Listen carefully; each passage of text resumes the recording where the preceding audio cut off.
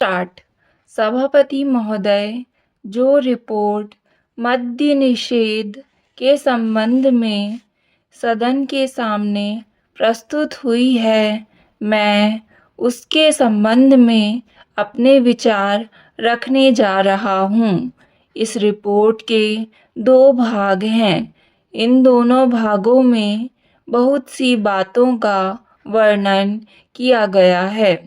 बहुत सारी विवेचना इस रिपोर्ट के अंदर है। मैं इसके विस्तार में जाना नहीं चाहता हूँ, लेकिन कुछ ठोस और विशेष बातें आपके सामने रखना चाहता हूँ। पहली बात तो यह है कि क्या नशाबंदी हमारे लिए आवश्यक है? क्या यह आवश्यक है कि हम मद्यपान ना करें? इस पर ध्यान देने से आपको पता चलेगा कि जो भी काम हम अपने हाथ में लेते हैं, चाहे वह खेती का हो, व्यापार का हो या यांत्रिक युग और विज्ञान का हो, उसके लिए आवश्यक है कि आदमी का मस्तिष्क ठीक तरह से काम करे। अगर मस्तिष्क का संतुलन बिगड़ जाता है तो वह उसको ठीक से कर नहीं सकता। और यह शराब एक ऐसी चीज़ है जो कि व्यक्ति के मस्तिष्क का संतुलन खो देती है। इसलिए हमारे देश में हमारे नेताओं ने यह आवश्यक समझा था कि अगर इस देश में सामाजिक और आर्थिक जीवन का संतुलन ठीक रखना है, लोगों को किसी चीज़ का ज्ञान देना है, किसी चीज़ को सिखलाना है, तो उसके लिए आवश्यक है कि इंसान का दिमाग ठीक रहे। और इसीलिए नशाबंदी का होना बहुत ही आवश्यक है। इस बात का प्रचार स्वतंत्रता के पहले और बाद में भी किया गया।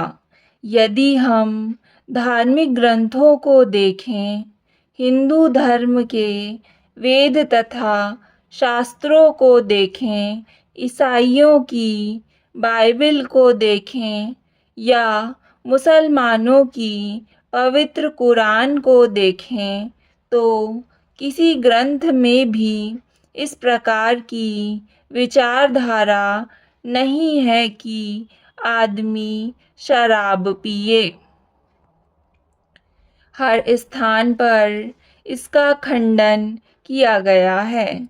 सभी महापुरुषों ने, चाहे वे लोकमान्य तिलक हों या महात्मा गांधी जी हों, जो कि इस देश के सामाजिक और राष्ट्रीय जीवन के लिए अग्रसर थे, उन्होंने भी इस बात का खंडन किया है और कहा है कि नशा इंसान के लिए कोई अच्छी चीज़ नहीं है और इसीलिए उसका उपयोग नहीं करना चाहिए।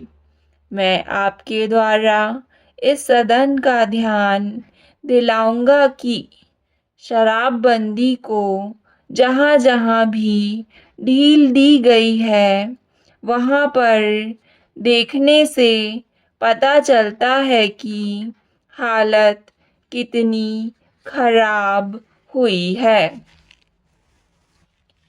सभापति महोदय, शराब पीने से शारीरिक हानि और आर्थिक हानि तो होती ही है, साथ ही सामाजिक जीवन में भी वह बहुत बुरी सिद्ध होती है। जहाँ पर नशाबंदी खुल गई है, मुझे पता है कि महाराष्ट्र और आंध्र प्रदेश के कुछ ऐसे हिस्से हैं जहाँ पर शराबबंदी लागू नहीं है। वहाँ पर दिन दिन अपराध बढ़ते जा रहे हैं। मान्यवर, इस अनुदान पर जब हम विचार कर रहे हैं तो हमारे सामने 3 परिस्थितियां हैं: नक्सलवादी, किसान विद्रोह, देश के अनेक भागों में अकाल की काली छाया और आंदोलनों की बढ़ती हुई लहर।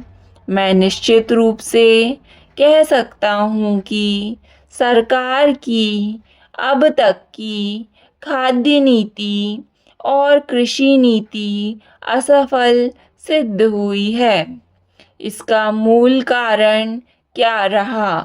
कारण केवल एक रहा है कि क्रांतिकारी भूमि सुधार अब तक 55 वर्ष के अंदर ही नहीं किए जा सके, जबकि स्वतंत्रता प्राप्ति के 5 वर्ष में वे कर दिए जाने चाहिए थे।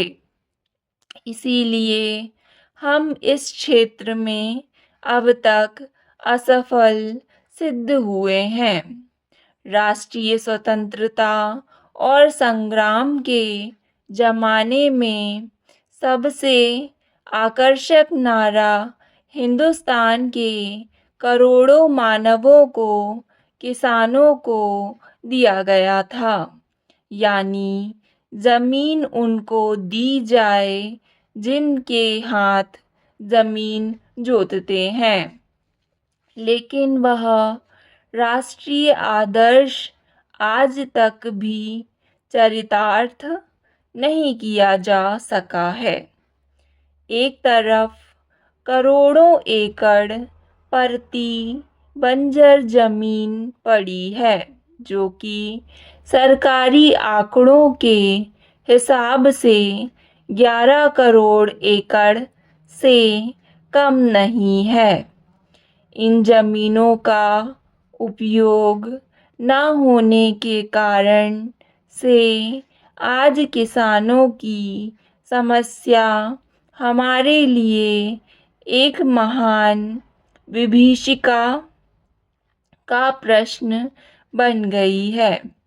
आज स्थिति यह है कि करोड़ों खेत मजदूर, भूमिहीन आदिवासी, हरिजन एक तरफ पड़े हुए हैं और दूसरी तरफ करोड़ों एकड़ परती बंजर जमीन अनेक रूप में पड़ी हुई है, लेकिन उनका समागम नहीं होने दिया जा रहा है।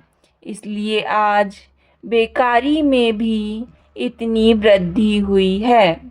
हम यह नहीं कहते कि परती बंजर जमीन को भूमिहीनों में बांटने और भूमि सुधार के क्रांतिकारी कानून से सारी बेकारी दूर हो जाएगी, लेकिन इसमें संदेह नहीं है कि उससे बेकारी की गिनती में बहुत बड़ी कमी होगी। सरकार को इस तरफ ध्यान देना होगा। राष्ट्रीय सुरक्षा के बाद जो हमारे देश की सबसे बड़ी समस्या है, किसान समस्या, इन्हीं कारणों से उसका समाधान आज तक नहीं हो सका है। यह कलंक है।